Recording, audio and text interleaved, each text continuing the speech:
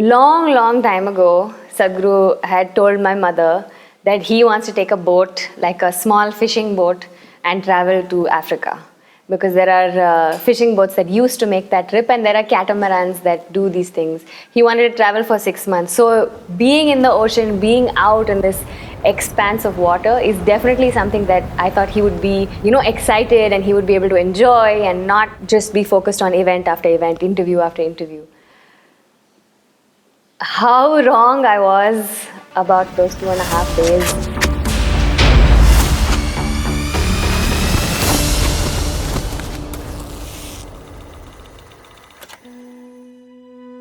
So when we got to Riyadh, it was so unreal for us because it was just desert everywhere, and I personally have never seen something like that. We were all in a bus, and in that bus we're all sitting and we can barely see outside the windscreen. And we're looking out and thinking, oh, everything looks a little hazy. It almost looks like mist, like an early morning fog kind of feeling. Only when you step out of the bus do you realize that it's not fog, it's dust, it's sand, it's like fine particles of sand. We see this sandstorm happening around us, and we don't know how Sadhguru is going to ride the bike through this.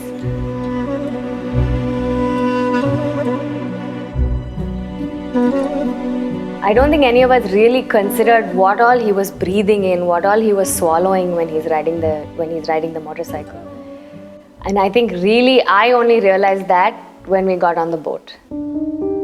So we took a boat from Oman to Jamnagar, and that was what I thought at least would be like a 3-day break for him or a 2.5-day break for him.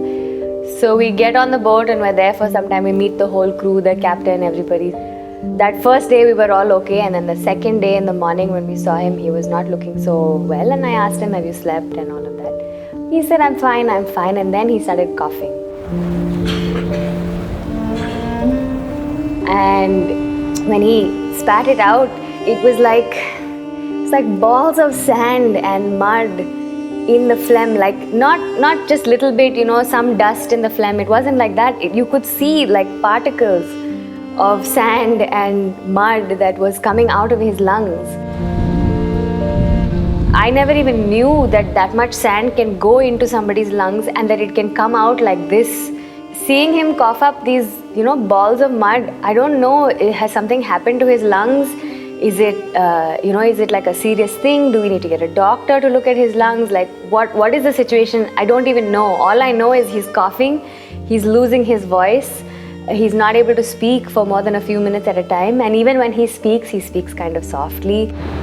And then we're trying to check, are you okay? Can we get you some medicine? Can we do something? He says, no, I'm fine. He's asking me, are you okay? I'm okay, you leave this, you go check, make sure everybody else has eaten, make sure everybody else is okay. And I'm looking at him, he's so weak and he's sitting down, he's not able to stand up comfortably. It was unreal kind of to see him in that state. But still in all of that, he is not saying anything. He is just saying, I need some time to rest, I have some writing to do. I'm okay. But you can see that he's not okay. Because he was running such high temperature and because he was coughing and he couldn't speak. We didn't know how unwell or how well he was because he won't say anything to us.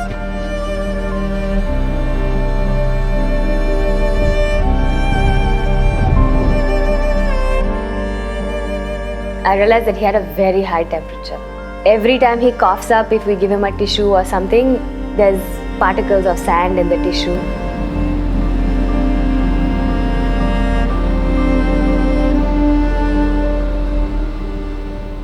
So on the second day, we went out on the deck, and in the boat, that corner, that tip, we had placed a small stool for him to sit, and the video team wanted to take some nice videos and things like that. So he went there and he sat and he was sitting on a stool and he was there for some time.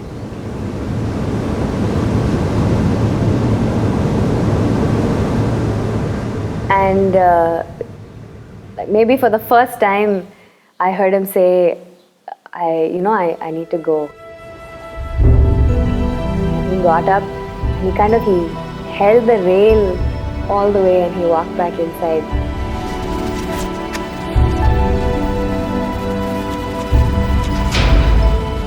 and he went to his room.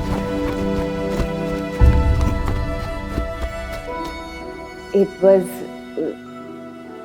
was a little unreal to see that he needed the support of something else just to walk, that 10 or 15 feet, just to walk that distance. He needed the support of the rail to, make it back into the room.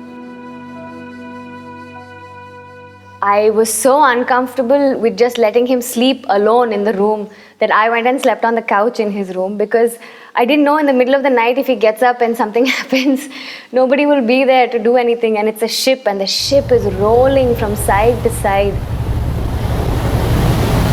We were rolling 30, 32 degrees almost back and forth.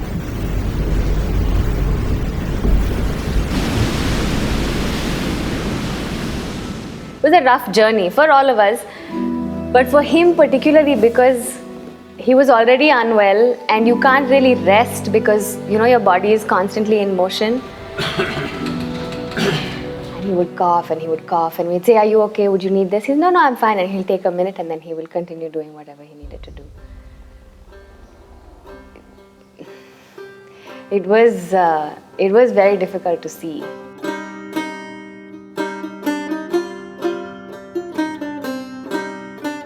Sadhguru said, "Why don't you have the crew come together? We'll include them in the movement. We'll talk to them about Save Soil and everything." So we got the crew together in their meeting area, which was downstairs. And he sat and he started talking about Save Soil, and he just started to lose his voice.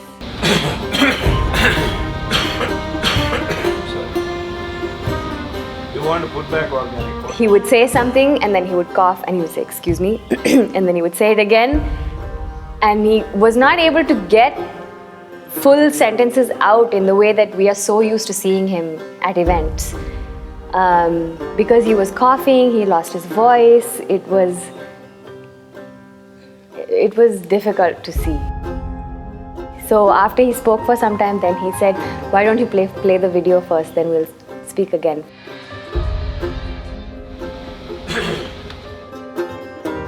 He kind of needed to take those few minutes of a break because he was not able to speak for a long time continuously.